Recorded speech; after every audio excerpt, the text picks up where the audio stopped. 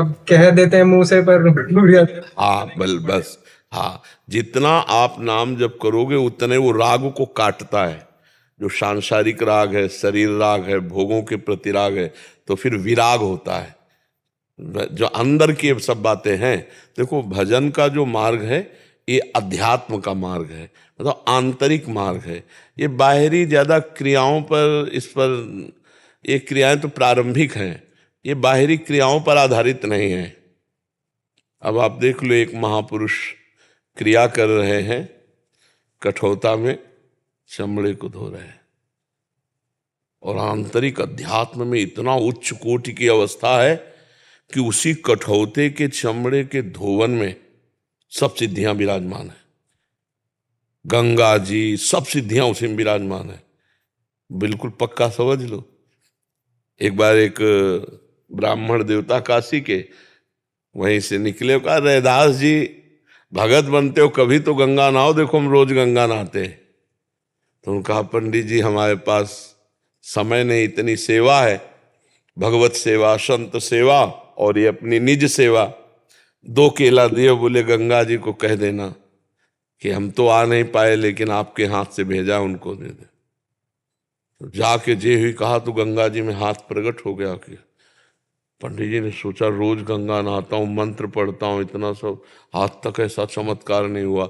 फिर हाथ प्रकट हुआ और एक सोने का कंगन दिया और कहा कि ये रैदास जी को दे देना जाके, कि गंगा जी ने अपना प्रसादी कंगन दिया, दिव्य हो कंगन।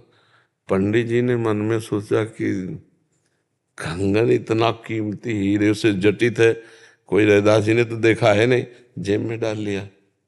अब वो जिस गली से घूम के जाते वहीं रैदास जी की गली में खड़े हो जाते। उनका कहो पंडित जी, वो तो सिद्ध पुरुष, सिद्ध जानते हो, जिसकी प्रत्येक श्वास में बिना किसी प्रयास के जैसे धड़कन धड़कती है, ऐसे भगवान का जिसका स्मरण, एकतार स्मरण, निर्विघ्न स्मरण, अचाह स्मरण, अचाह, कोई चाह रख के नहीं, परम पद की भी चाह रखे, केवल स्मृति के लिए स्मृति, प्रभु की याद में हर समय तन्मय रहना, इससे बड़ी कोई सिद्धि नहीं होती।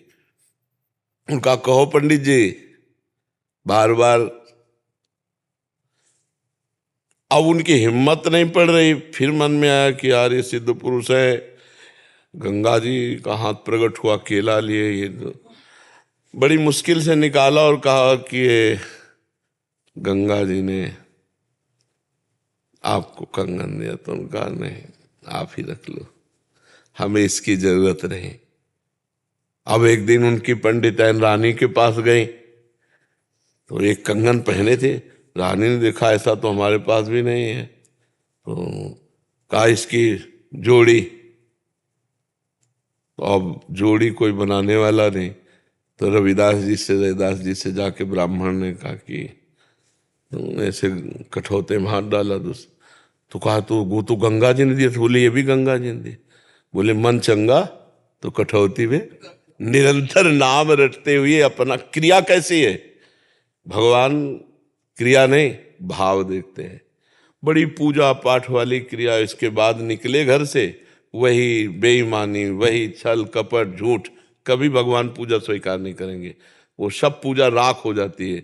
जैसे राख में हवन किया जाए तो व्यर्थ हो जाता है ना, ऐसे पूजा व्यर्थ। ईमान से चलो, धर्म से चलो, भगवान का नाम जप करो। कभी आरती पूजा न करो तो भगवान मान रहे हैं, तुम्हारी आरती हो रही, तुम्हारी पूजा हो रही। धर्म से चल रहे हो ना, नाम जप कर रहे हो, भगवान की आज्ञा का पालन कर रहे हो, आप भगवान के दास हो। 2 घंटे 2.5 घंटे खूब पूजा का विस्तार, खूब फल फूल लगाए, और बेईमानी, दूसरे की संपत्ति हड़पना, ऐसा, तो वो पूजा बिल्कुल कोई सी काम में नहीं आएगी। वो पूजा ऐसे समझो जैसे राख में किया हुआ हवन। भगवान कपिल देव जी कहते हैं कि जो हमारे श्री विग्रह की, अर्चा विग्रह की बहुत अच्छे अच्छे पदार्थों से पूजा करता है, पर अन्य जनों से द्रोह करता है, छल कपट करता है, उसकी पूजा में बिल्कुल स्वीकार नहीं करता। वो पूजा ऐसी जैसे राख में किया हुआ हवन। खूब भगवान से अपनापन करके धर्म पूर्वक चले और नाम जप करे, इसी से भगवत प्राप्ति हो जाती है, इसी से भगवत प्राप्ति हो जाती है। विभीषण जी लंका में कोई पूजा का विस्तार नहीं कर सकते थे, धुआं भी नहीं अगर का वहां निकल सकता था, लेकिन उनके हृदय में निरंतर राम राम चलता था। क्योंकि जब सो के उठे ना, तो राम नाम ते ही सुमिरन कीन्हा, जो अंदर चल रहा था भाई राम राम राम। हृदय हरसि कपि सज्जन चीन्हा, यही सन हठ करी हो पहचानी, साधु ते होए न कर। ये साधु है विभीषण, क्योंकि सो के अभी उठे राम राम राम राम, मतलब भगवान का महान भक्त है। और भगवान ने भी साधु का तुम सरीखे संत प्रिय मोरे, और भगवान शंकर जी ने भी साधु का उमा संत कही है बड़ाई मंद करत जो करिए नाम। अंदर तुम्हारे नाम चल रहा है, आप संत हो, और संत भेष है और नाम जप नहीं है, तो भेषधारी हरि के उर शाले, भगवत रसिक जी ने कहा भगवान को पसंद नहीं। भगवान को सच्चाई पसंद, क्योंकि भगवान सत्य सच्चिदानंदमय। खूब नाम जप करो और भगवान से प्रार्थना करो कि सबकी ममता ताक बटूरी हमसे हो नहीं रहा, थोड़ा सहयोग करवा दो। वो एक क्षण में सब करवा देंगे, बहुत कृपालु है। जो हमारे कल्पों से बंधन है वो आधे पल में भी, कम समय में भी भगवान संभाल देंगे। मेरे बनाए ना बनेगी कोटि कलप लो, और आपके बनाए बनेगी पल पाव में, पल के चौथाई हिस्से में बन जाएगी। भगवद आश्रित रहो, खूब नाम जप करो, भरोसा भगवान का दृढ़ रखो। और ये बात कि मैं भगवान का हूँ, भगवान मेरे हैं, ये छाती से निकले है। जब तन प्रभु का, मन प्रभु का, प्राण प्रभु का, धन प्रभु का, तो निहाल हो गए नहीं। और ये बात हम कितनों से कहते हैं, मोहि कपट छल छिद्र लभावा, छलिया कितनों के सामने बोलता है मैं आपका हूं, आप मेरे हो, आप मेरे हो। जब एक बार भगवान का वर्ण कर लिया, जैसे मीरा जी ने, मेरे तो गिरधर गोपाल दूसरो न कोई, जाके सिर मोर मुकुट मेरो पति सोई। ये तो सब कोई बोल सकता है मेरे तो गिरधर गोपाल, लेकिन ये नहीं बोल सकता दूसरो न कोई। ये बोल दे तो सब बात बन जाए, प्रभु आपके सिवा मेरा कोई नहीं। और ये दिखाएंगे, आपसे आपकी परीक्षा लेंगे कि आपका तन भी तो नहीं है आपका, दूसरों आपके सिवा दूसरों न कोई, न शरीर, न रिश्ता, न नाता, न संबंध। तभी तो प्यार होता है भगवान से। और जब भगवान से प्यार हो जाता है तो प्यारे कहाँ मिलते हैं? नेत्रों में, यहीं समा जाते। पिय मूर्ति नयनन बसे, तेहि रस रहाय समाय, ये लक्षण सुन प्रेम के और न कछु सुहाय। और न कछु सुहाय फिरे अपने रस मातो, कुटुम देह ते जाय छूट सब ही विधि नातो। जा जा पिय की बात सुने खोजत तिन गए। कोई भगवान की चर्चा सुना दे, ऐसा लगा हा आज जीवन सार्थक हुआ। प्रभु की रूप माधुरी, बल, ऐश्वर्य, लीला माधुरी सुन सुन करके रुदन कर रहा। यह है प्यार, और यही मनुष्य जीवन की सार्थकता है। हे भाई, आप लोग सब प्रयाग गृहस्थी में ही आप देख लो, दुनिया का हर सुख भोग के देख लो। अगर मन कह दे कि मैं तृप्त हो गया हूं तो हमसे बता देना, क्योंकि हम अविनाशी के बच्चा हैं। अविनाशी सुख जब तक नहीं मिलेगा तब तक प्रकृति के भोगों से हम तृप्त होने वाले नहीं। देख लो, आपको लगता है वो सुखी, उनको लगता है वो सुखी। तो भाई, प्रसन्न आत्मा तो वही होता है जो ब्रह्मभूत होता है।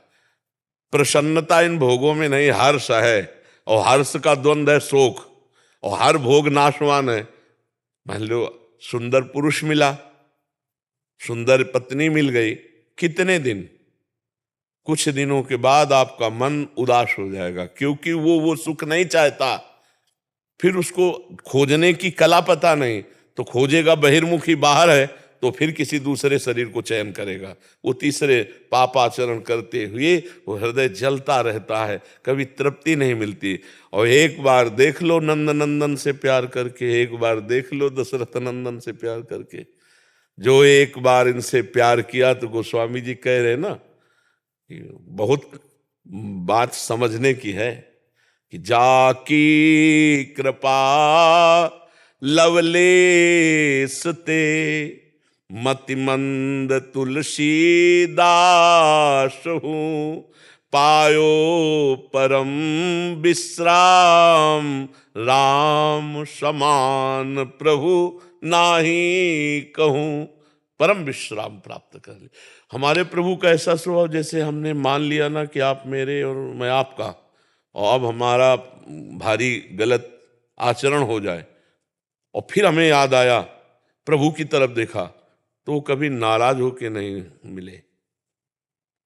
विमुख भये निमिषौ न अकृपा, जब चितये तब वैसे। वो कहते आओ कोटि विप्र बद लागे जाहू, आए शरण तजो नहीं था। जो नर होए चराचर द्रोही, आवे समय। ऐसा दरबार हमारे प्रभु का है। बिना प्रभु के भजन के विश्राम नहीं। इसलिए सब लोग नाम जप करो जितना अधिक से अधिक। कोई नशा मत करो, कोई पापाचरण मत करो, अपने आप खुश रहने लगोगे। अपने आप देखना एक आनंद हृदय में छाया रहेगा। जी श्री हरिवंश गुरुदेव महाराज जी, जब अपने मन में विकारों और विचारों का असीम शोर होने के कारण प्रभु से बार बार याचना करने पर भी पारमार्थिक और सांसारिक देखो से अपने आगे हाथ हमारी यही थोड़ी थोड़ी बात का उत्तर लो तो अच्छा रहेगा। जब मन में विकारों की गूंज उठती है, उस समय तुम्हारे अंदर राधा नाम की गूंज उसे दबा सकती है, अन्यथा नहीं। अगर विकार अपने गूंज रहे हैं, उस समय तुम उनकी सुनने के चक्कर में पड़े, जो विकार और विचार हैं, तो तुम्हें बहा देंगे, डिप्रेशन तक पहुंचा देंगे। अगर उसी समय काट किया राधा राधा, वो कहेगा सुनो मेरी बात, देखो मैं क्या चित्र दिखा रहा हूं, राधा राधा राधा, काट दिया, डिलीट कर दिया, फिर आया, फिर डिलीट कर दिया। लाखों बार हमारे अंदर काम के मैसेज हैं, करोड़ों बार पाप के मैसेज हैं, वो सब मन से आएंगे। क्योंकि अब हम नाम में लगेंगे ना, अब उनको। और जब संसारिक पुरुष जो नाम जप नहीं करते, वो बार बार बार बार, जिसे ओवर थिंकिंग कहते हैं, वो इतना सोच के डिप्रेशन में पहुंच जाता है। काटना आया नहीं, पूरा कूड़ा करकट सब पहाड़ का पहाड़ जमा है, वो सोच सोच सोच करके सब।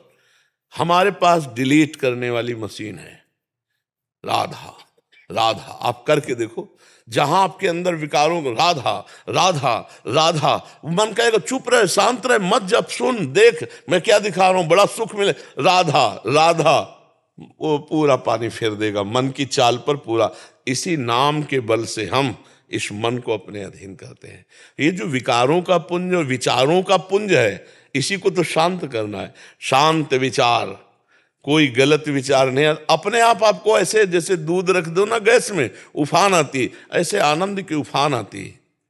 भगवान के शरण में ऐसे आनंद की उफान आती, तुम्हें कैसे बताए। जरा सा ऐसे टच करो ना, जैसे घड़ा भर गया हो तो छलकने लगता है। ऐसे जरा सी भागवतिक बात हो तो बस आंसू ढलकने लगेंगे, वाणी मूक होने लगेगी, हृदय में एकदम आनंद, रोम रोम पुलकित। ऐसा ये सुख कहाँ है? इसी सुख के लिए तो हम तरस रहे हैं, भगवत सुख के लिए। तो ये विचारों और विकारों के पुंज को नष्ट करने के लिए उसी समय विवेक के द्वारा बिल्कुल नाम को रफ्तार से चला दो, वो डिलीट कर देगा। और जो इस कला को नहीं जानते हैं, वो फिर परेशान हो जाते हैं। उपाय अंदर है, ये बाहर नहीं। कोई कि बाहर तुम गोली से मार दो या बंदूक चला लो, ये काम के ऊपर किसी का बाहर से है क्या? वो तो अंदर ही आक्रमण करता है। अंदर ही, अंदर आया, साक्षी भाव से रहे, तेरे में नहीं है, ये मन में है, तू उसको स्वीकार मत कर। और मंत्र का निरंतर जाप करते हो, काट उसको, निहाल कर दिया। ये हम इसलिए बता रहे हैं कि अगर आप पकड़ पाओ तो पकड़ पाओ। गंगा मैया में खड़े हुए हमारे अंदर ये सूत्र आया, साक्षी भाव से रहे, तेरे में नहीं, अंतःकरण मन में है, और इसको काट मंत्र जप के द्वारा। बस फिर लग गई लगन। अब क्या, मेरे में नहीं, और कुसंग ना हो, कोई गंदी बात ना हो, और नाम निरंतर चले और साक्षी भाव से रहे, तो बहुत जल्दी शांति मिल जाती। भगवान देख लेते ना कि ये प्रयासरत है, तो भगवान फिर वो प्रयास पूरा कर देते, सफलता कर देते। नहीं तो भाई अंदर बैठो, देखो क्या चल रहा है। हर समय सोच, हर समय चिंतन चल रहा है, कभी निगेटिव, कभी पॉजिटिव, कभी राग, कभी द्वेष, इसी में हम पर। एक बार भगवत चिंतन चला के देखो, एकदम शीतल। अभी नहीं होगा प्रारंभ, प्रारंभ में तो पाप नाश करेगा, पाप की प्रवृत्ति नाश करेगा, अनर्थ निवृत्ति करेगा, तब जाके आनंद। जब आनंद आया फिर तुम छोड़ नहीं सकते, फिर तो हर समय मतलब वो अपने आप चलता है, जैसे नहीं छोड़ सकते। जैसे मछली को जल से अलग करो तड़पने लगती है, ऐसे तद स्मरणेन परम व्याकुलते थे।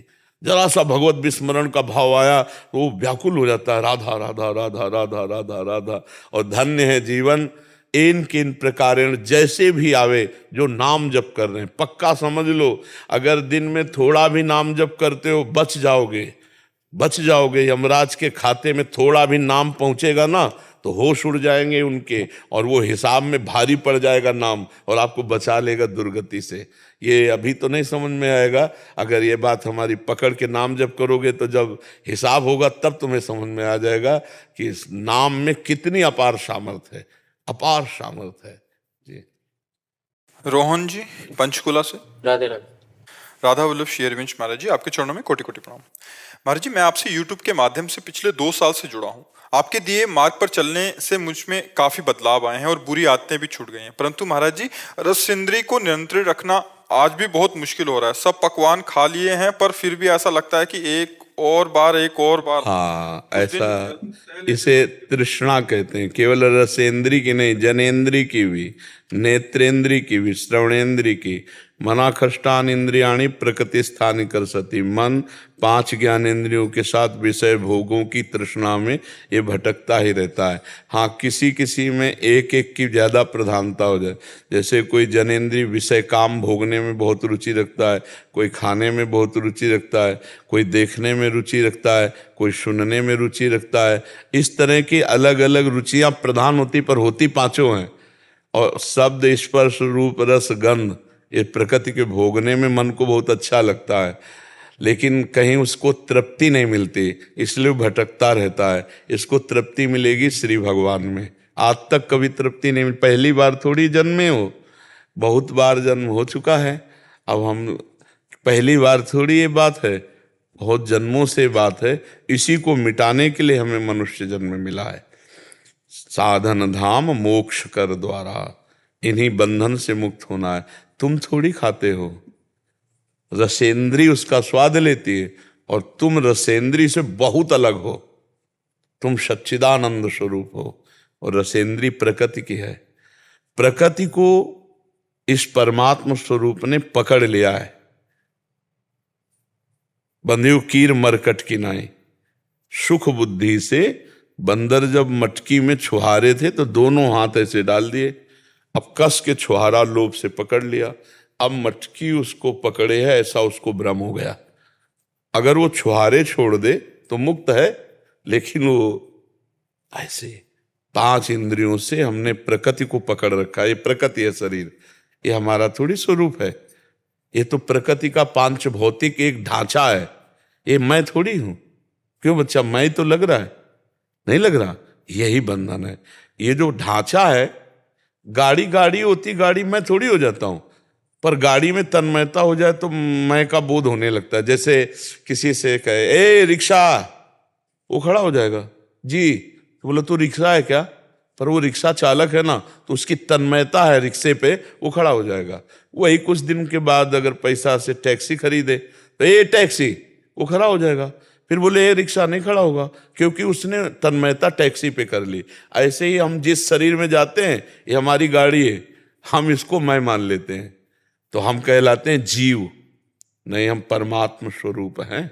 शरीर के कारण ही जीव कहलाया, देहाभिमान होने के कारण जीव कहलाता है। तो अगर ज्ञान हो जाए बच्चा, तो इन इंद्रियों पर फिर काबू करने में सरलता हो जाए। इसीलिए अज्ञान मिटाने के लिए सत्संग सुनो, नाम जप करो, और दूसरों की सेवा की भावना रखो। अगर अच्छे अच्छे स्वाद वाली वस्तु हटानी है तो जिस चीज में प्रियता हो उसको दूसरों को पवा दो, तो अपने आप अपनी आसक्ति खत्म हो जाएगी। कोई इच्छा, मतलब आपको सच्ची बताएं, कोई इच्छा नहीं, न जीने की, न मरने की, न खाने की, न पीने की, कोई, मतलब जैसे होता ना कि कुछ तो कुछ नहीं, शून्य अंदर। अब क्षेत्र दूसरा इच्छा का है। प्रिया जी को आज क्या भोग लगा है, आज प्रिया जी को क्या पहनाना है, आज कौन सा प्रसंग प्रभु को सुनाना है, आज ऐसा, ये अगर इच्छा उत्पन्न होगी ना, तो श्री जी को आज इस रंग की, राधा बाबा को थोड़ा बर्फी मीठा प्रिय था। तो एक दिन भाई जी हनुमान प्रसाद पोद्दार जी से पूछा, ब्रह्मबोध होने के बाद भी इच्छा, तो क्या अभी बोध में कुछ कमी रह गई क्या? इच्छा क्यों रहती? मीठा जैसे देखो तो मीठा पाने, तो उन्होंने कहा शरीर की मांग है, इसका ब्रह्म बोध से। अब जैसे लघु शंका लगी तो अब इच्छा होगी ना लघु शंका जाने की, और उसमें कहते ब्रह्म बोध है, तो जो शरीर की आवश्यकता है, अब जैसे भूख लगी, सामने भोजन आ जाएगा तो उसमें जो हमें प्रिय रहा है पहला हाथ उसी में जाएगा स्वभाववश, चाहे जितना सिद्ध हुआ हो। जैसे कोई सिद्ध पुरुष हुआ और वो पहले साधन काल में गाली देता रहा है, गाली देने का, तो सिद्ध पुरुष होने के बाद वो गाली देगा, उसमें कोई फर्क नहीं पड़ता। ये बाहरी व्यवहार है। तो हम क्या करें, जैसे हमारे अंदर मीठा या भोजन की बहुत प्रिय रुचि, तो पहली बात तो हम ठाकुर जी को भोग लगावें, और दूसरी बात किसी भूखे को पवाने की कोशिश करें, तो हमारी वासना नष्ट हो जाएगी। जो अधिक प्रिय हो उसे कम पाए और दूसरों को पवा दे, तो इससे ज्यादा लाभ मिलेगा। आपको जो अच्छा प्रिय लगे भोजन, वो भोजन किसी भूखे को रोड में जो ऐसा बैठा हो उसे पवाओ, फिर देखो आपके ऊपर कैसा प्रभाव पड़ता है। एक दिन आप अच्छा अच्छा भोजन पाओ और एक दिन अपने हिस्से का भोजन किसी भूखे को पवा दो, फिर देखो दोनों में अंतरा क्या होता है। अपने पाने में तो वो सुख नहीं मिलेगा जो दूसरा पा रहा हो, और फिर आपने अपने हिस्से का पवाया और आप भूखे रह जाओ, तो आपके हृदय में जो शीतलता होगी वो भागवतिक होगी, वो परमानंदमय होगी। और ये ज्यादा हानिकारक नहीं है। बस आगे मत बढ़ना कि जैसे मांस है, ये गंदी चीजें, अंडा है, ये चीजें मत, ये पाते हो क्या? हाँ, ये मत बढ़ना। और जो चीजें तुम्हें अच्छी लगती हैं वो प्रभु को भोग लगा के प्रसाद रूप से पालो, या फिर थोड़ा सा किसी को बांट दो। तो भगवान को भोग लगाने से प्रसाद में भी एक महिमा है कि वो आपके अंदर अवगुण नहीं प्रकट हो पाएंगे। जो वस्तु का एक प्रभाव होता है, यहां तक कि भोग लगा हुआ जहर पा गए तो जहर भी पच गया। जैसे किसी कारण से भक्त को भगवान के भोग में मिला करके, और उनको, जैसे मीरा जी को नहीं दिया कि चरणामृत गिरधर का बाल बांका नहीं हुआ, भगवान को अगर भोग लगा दिया जाए और अच्छे अच्छे पदार्थ जो पाने की इच्छा पहले प्रभु को पवाया जाए और फिर पाया जाए, तो प्रसादे सर्व दुखा नाम हानिरस्य उपजाते, वो सारे दुखों का नाश करने वाला बन जाएगा और आप जितेंद्री भी हो जाएंगे। ये पक्की बात है। प्रसाद पाओ और नाम जप करो, और ये ध्यान रखो कि ये शरीर नाशवान है और मैं अविनाशी हूं। शरीर छूटेगा, आज नहीं तो कल। पक्का है ना ये बात? दिमाग में पक्का है ना? हाँ, तो आप शरीर नहीं, बस इतना ध्यान रखो, शरीर आप नहीं, ये आपकी गाड़ी है। जीवन यात्रा के लिए ये हमको गाड़ी मिली।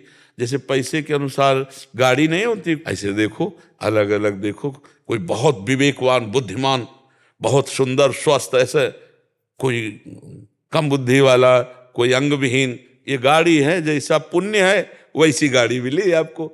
नहीं तो सबको ही चाहता है कि हम, लेकिन वो मिलेगा पुण्य के अनुसार। अब पीछे का पुण्य रहा है, अब नया पाप कर रहा है, अब वो गाड़ी भी ध्वंस हो जाएगी, नहीं, सब चकनाचूर हो जाएगी। इतना दिव्य मानव शरीर भगवत प्राप्ति के लिए पाप कर्म करोगे तो नष्ट हो जाएगा, अकाल मृत्यु भी हो सकती है।